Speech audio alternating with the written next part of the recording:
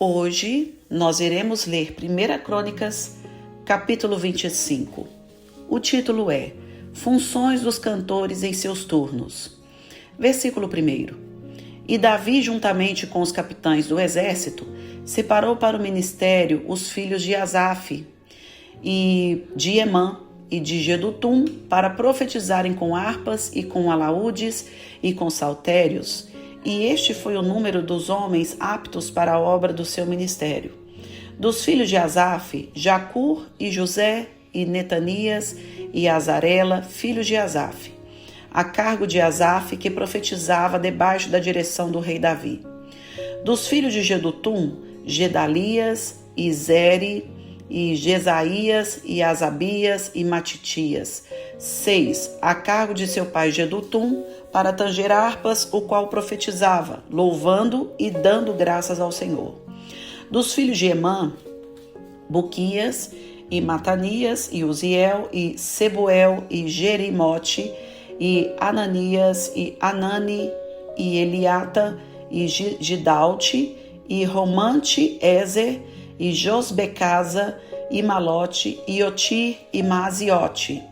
Todos estes foram filhos de Emã, o vidente do rei, nas palavras de Deus, para exaltar a corneta.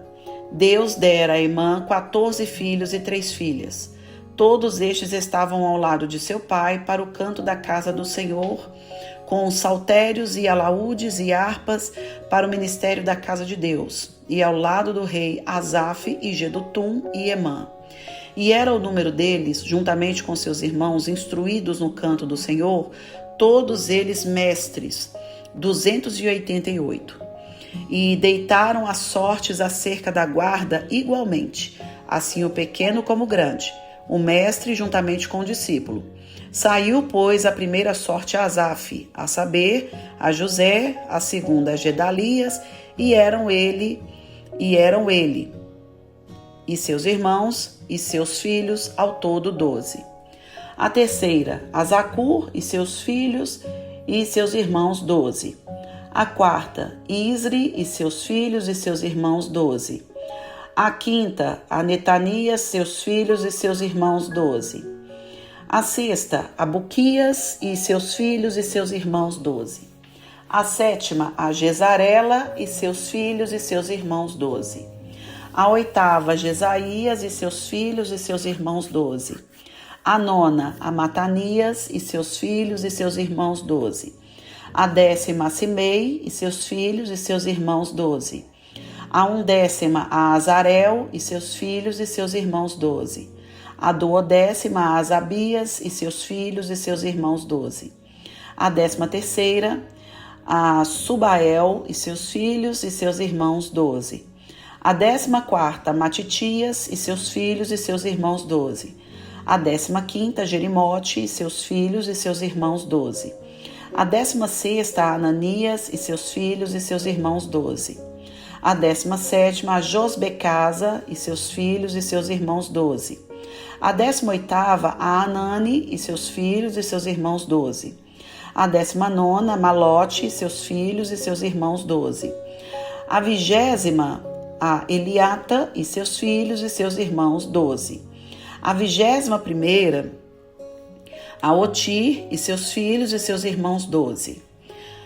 A 22ª, a Gidalte e seus filhos e seus irmãos, 12. A 23ª, a Maziote e seus filhos e seus irmãos, 12. E a 24ª, a Romante Ezer e seus filhos e seus irmãos, 12. Fim do capítulo 25. Irmãos, continua, toda a organização aqui de Davi para que quando Salomão pegasse o reino e quando ele viesse a construir, o templo, já houvesse todos estes líderes para profetizar, para louvar o Senhor, para ter o serviço de sacerdote durante 24 horas. Tudo isso foi pensado para que Deus fosse adorado por 24 horas. E neste capítulo nós vemos a questão dos cantores, função dos cantores em seus turnos. Só que tem aqui no versículo 1 diz o seguinte: e Davi, juntamente com os capitães do exército, separou para o ministério os filhos de Asaf, Emã e Jedutum, para profetizarem com harpas e com alaúdes e com saltérios, e este foi o número dos homens aptos para a obra do seu ministério. Aqui diz o seguinte: para profetizarem com harpa. O significado costumeiro de profetizar é usar a voz para o serviço e glória de Deus. Olha só que coisa linda. Eu estou lendo aqui a explicação da Bíblia Pentecostal. Sob o impulso divino. Aqui a palavra é usada no sentido de cantar e tocar para o louvor de Deus. Evidentemente, deixe-me ver aqui, para o louvor de Deus, evidentemente sob a influência direta do Espírito Santo. Ou seja, o louvor não é um louvor qualquer, não é chegar e cantar, é ser usado pelo Espírito Santo. Continuando a leitura, segundo o Novo Concerto, profetizar é uma das principais manifestações do Espírito Santo entre os crentes em Cristo, cheios do Espírito. Aqueles que estão cheios do Espírito, eles profetizam. No versículo 7, diz canto do Senhor. O que significa isso? Cantar ao Senhor é, sobretudo, um meio de louvar a Deus e de glorificar o teu nome. De glorificar o Senhor, colocando o Senhor em primeiro lugar. Deus é o centro. Hoje nós temos Cristo como centro, não é verdade? Porque hoje falamos de quê? De salvação. A palavra hoje é salvação, é vida eterna. E somente terão isso aqueles que estão em Cristo. Por isso hoje que colocamos Cristo no centro. Devemos falar o tempo todo sobre Cristo, sobre a salvação. Ele é o único caminho, Ele é a verdade. A vida somente nele. Então hoje colocamos Cristo no centro. É muito triste quando nós vemos, né, nas igrejas e até mesmo no louvor, colocando o homem no centro. Né? Infelizmente há essa situação em que o homem é colocado no centro. É como se Deus fosse servo dele, né? Deus trabalha para ele. E sendo que a verdade não é essa. Somos nós que executamos a ação para o mover de Deus. Nós trabalhamos para o Senhor. Deus nos deu um ministério. Aliás, Deus nos deu uma missão, né, maravilhosa, que é ir e pregar o evangelho a toda criatura. Então, nós devemos cumprir esta missão, cumprir esta ação. E a partir da nossa ação, a manifestação de Cristo, né, a manifestação do Espírito Santo. Como aqui está dizendo, que naquele tempo, ainda não tendo vindo o Messias, fazia-se desta forma, a adoração contínua e colocando Deus no centro de todas as coisas. Deus no centro de todas as coisas. Claro, devemos continuar colocando Deus no centro de todas as coisas. Cristo no centro de todas as coisas. Porque tudo é Ele, é por Ele. A glória, a honra é dEle, não é verdade? Tudo é Ele. Então, esquecer, né? Não exaltar quem somos, mas exaltar quem Deus é. Quem somos nós? Nós somos totalmente dependentes do Senhor. Sem Ele nós somos nada. Nós precisamos dEle o tempo todo. E por isso Ele que tem que ser exaltado e não o homem. Infelizmente há muitos que profetizam, né, e declaram a palavra de Deus como o homem sendo o centro de todas as coisas. Tudo que Deus fez foi por causa do homem. Não. Deus não fez por causa do homem. Deus fez por Ele, né? Por Ele mesmo, pela sua grandiosidade, pela sua glória. Mas isso não deixa de declarar que Deus nos ama. Deus nos ama. Ele fez por amor, sim, Ele fez por amor. Mas não é o homem o principal motivo. O principal motivo é que Ele é Deus. E eu separei aqui um outro versículo, que é o versículo 6. Olha só que interessante. Todos estes estavam ao lado de seu pai. Porque quando nós lemos os versículos anteriores, nós lemos aqui o nome do pai e o nome dos filhos. E aqui diz o seguinte: todos estes estavam ao lado de seu pai, para o canto da casa do Senhor. Aí vem aqui falando, né? Com saltérios e alaúdes e harpas, que são os instrumentos que eles utilizavam, para o ministério da casa de Deus. E ao lado do rei, Asaf, Jedutum e Emã.